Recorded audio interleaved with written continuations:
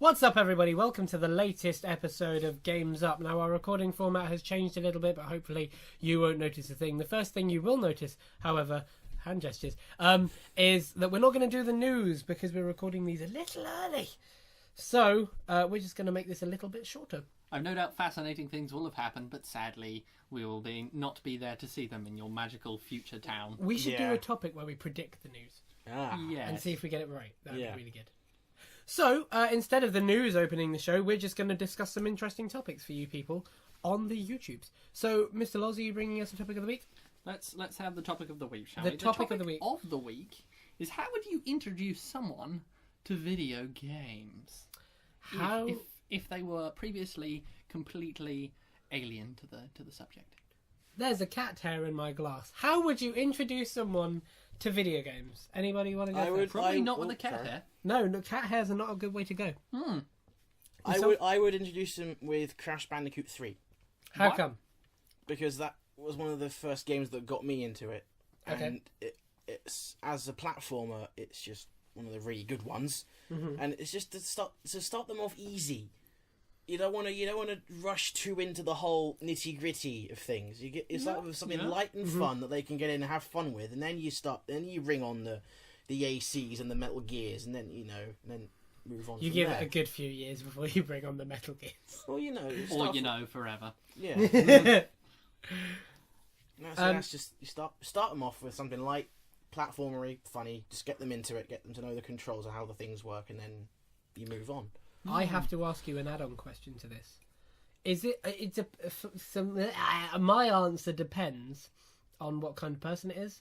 Is it the kind of person who's like instantly going to be able to get to grips with it, or is it somebody that like you have to take them through slowly? That I suppose would be defining the question as you see fit. So then you would start them off on a game where you know the game well enough to teach them how it goes. I'm not sure. Like you say, this button is jump, that button shoots the gun or something. But you can do that. But like the thing that makes a good video gamer is the instinct of it. Really, like when you're able to press a button, knowing where it is. If they know absolutely nothing of anything, just to give them the button prompt, like but what I mean is like this. You say, you press that one. What I mean is like with Loz's question, like, are we talking to somebody who's like kind of got that instinct? Would they be able to play a game well? Enough. Or are you literally, like, is it like introducing a child to a PlayStation? Or is it introducing an adult to a PC? In my experience, most people that start don't have the instinct. It's, I don't know. It's something you learn. It is, yes. And you pick it up and gain that understanding. The automatic wiring that goes from brain to screen. Yeah. I mean, I remember watching when we all went to mine, I think it was.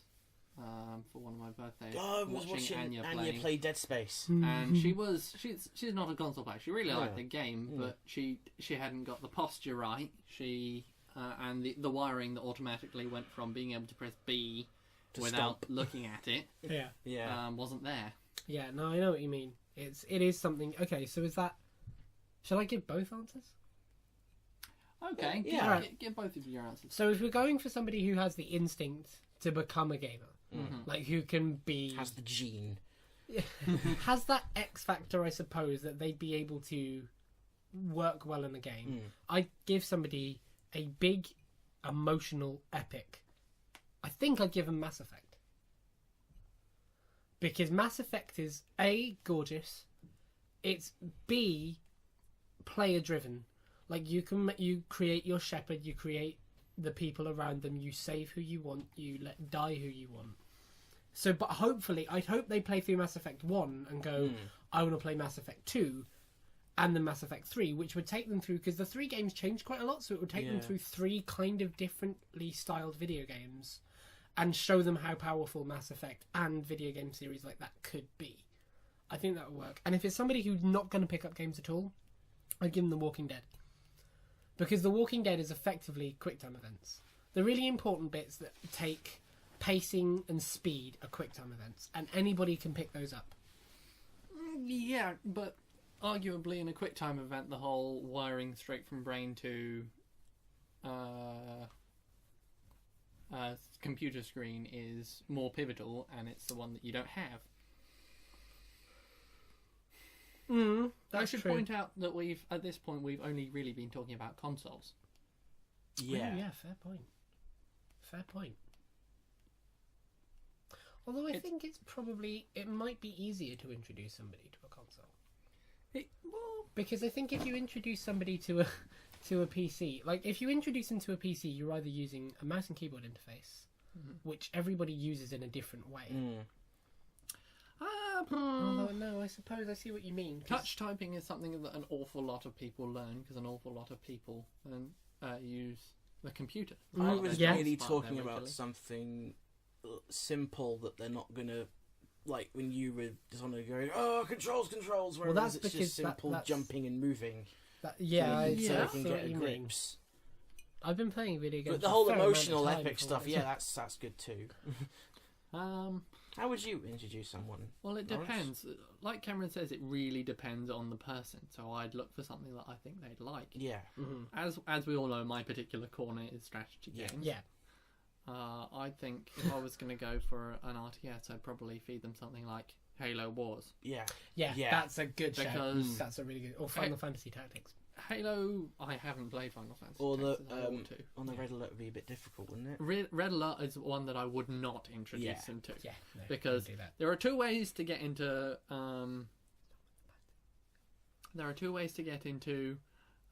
strategy video games. One is to die a lot, Yeah, which is what you did on Free Civ. Free Civ. Or you can, and that requires you to stick at it. But for someone who may not necessarily be so interested, you slowly make them interested by introducing them to ones where they won't die a lot. And Halo is at the forefront there. It's not much in the way of strategy.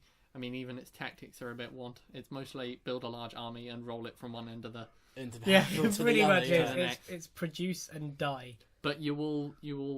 It's it's war for Marxists. Yeah. It'll but it will really suck you in if.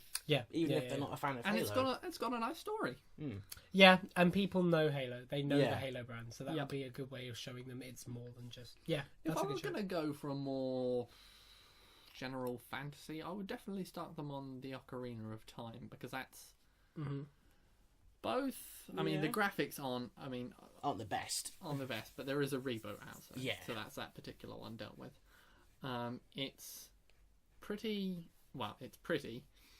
And it's pretty easy. It's got a nice difficulty curve and an awful lot of room to get to grips with just basic controls. And that would be if I were introducing someone to a console. Another one you could go, Mario Kart. But, yeah. Mario Kart is a really good way of introducing... Because I suppose Especially to kart races as well. Well, like, the whole control scheme of whatever you're playing on. The first game I ever played on a DS was Mario Kart. Same. And the only game I'll play on my DS now is pretty much Mario Kart. That and the Guitar Heroes. Like... But that likewise is for the... well, that's for a different field altogether, isn't it? That's for local multiplayer. That's for people playing with other people. I wouldn't say it's exclusively, but I'd say that's its area of speciality. I don't know. I'd say the driving controls are they're tight enough that it's a very satisfying single player. I haven't played Mario Kart with somebody for nearly a year, and I'll continue to play it more so anyway. I suppose, yeah. But if you were introducing someone to it, you would be missing a golden opportunity. If you That's didn't true. Yeah, that's true. multiplayer with them. That's true. But then something like a handheld console, you might not need to. Because if you show them the good of playing it with somebody on a handheld console and they take it away, it loses value. If you show them the ability to enjoy playing it wherever they go, if you give it to like a business person who's never played video games and the typical grey suit stereotype, they can play that on the tube. Yeah. And it has more inherent value to them than something like a console or a PC. That is more so for the whole DS thing. The DS and 3DS are great. How would you introduce someone to Pokemon?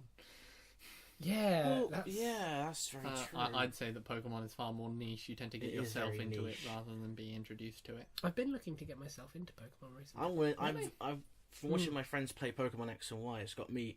I've been bitten by the bug again to go out and get X or Y. Which Are you chromosome? Are you going to be getting one of the new 3DS ones, or are you going to be getting...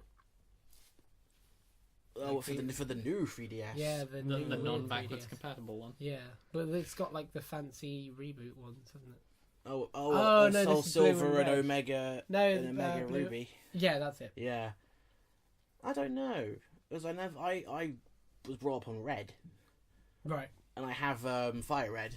Oh, right, for, okay. for the GBA, so that's fun. I think I don't know. I'll just see what I can afford, really. Alright, cool.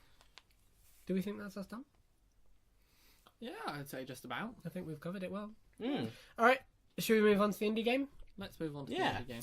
So, ladies and gentlemen, the indie game of this week is brought to you by myself, and I will be bringing you Gone Home. I have talked about Gone Home a lot on this show. We're in however many weeks we are now, and I've talked about Gone Home a lot and never actually recommended it. Gone Home is a stunning piece of storytelling. It's not typically what you think of as a game. It's not. Is it one of these interactive mediums? No, it's more so than it's not like journey storytelling.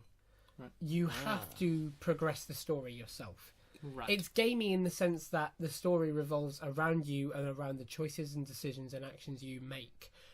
You can't change the story, but it relies on you to create that connection by finding it. It's like a more proactive version of the Walking Dead. Yeah, absolutely. Okay. Yes, yeah.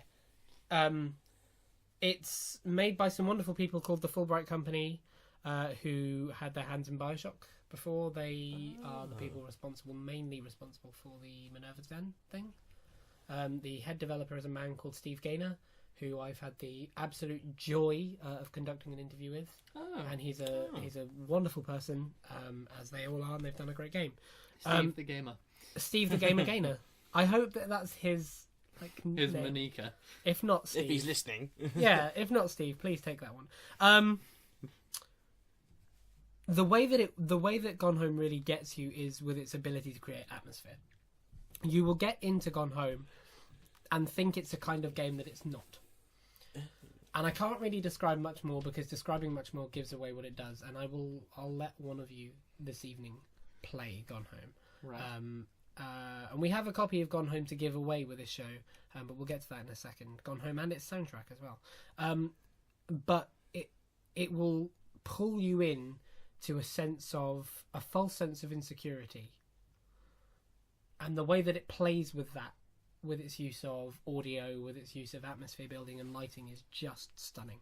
And it might not be for everyone's tastes, but if you really get caught up in the story, it does wonderful things. And since they've released it, they've updated it with things like a developer's commentary and new things.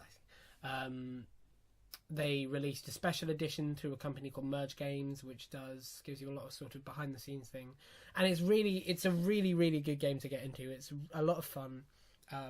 It's on Steam. It's on the Humble Bundle. It's on various sites. It gives you Steam trading cards. It's wonderful through and through. It's available in Linux if it is. It's a Linuxable. If you can actually and Mac, but we don't talk about that. Well, no. Come on now. You're supposed to be for everyone. They do have 10 times the market share of us. So yeah. At Mac, but we don't talk about them because they're happy enjoying their games while we're trying to install them. What's 10%? What's 10 times 1%? So there you go, ladies and gentlemen. Our indie game of the week is Gone Home, and you can win a copy of Gone Home and its original soundtrack if you contact in. And the reason that I like Gone Home so much was because it caught me off guard. So I want to know, ladies and gentlemen, for a copy of Gone Home, there is no limit on this giveaway. It's available for whenever, wherever. So as long as somebody comments in. If you are on the far side of the world, that might. No. There's no limit on it as long as people. No. Oh, fair it's enough. a Steam code that anyone can have. Well, that was unprofessional. Yeah, a little bit. No, it's a Steam code that anyone can have, so it's a kind of first come, first serve thing. If you get your comment in, you win a copy of the game. Unless there's hundreds and thousands of you, in which case we might have to find a way of working on it. But I highly doubt that. So just tell us what game was the most that caught you off guard. There you go. So, ladies and gentlemen, that I think has been the show this week. Yes. We're not doing your poetry in these ones, are we? Because sadly, having not the time nor the energy. Well, that would require you to write poems in bulk. Yes. Which I don't think you can do. No, You're not that talented. So We'll come back though. So, ladies and gentlemen, that was our slightly smaller, but still hopefully filling the void gap of Games Up. I've been joined by Peter. I have indeed been joined by me, Mr. Lawrence. Watcher. And I have been your host, Cameron McCullough-Keeble. And we will see you next time. But for this week, the Game's Up.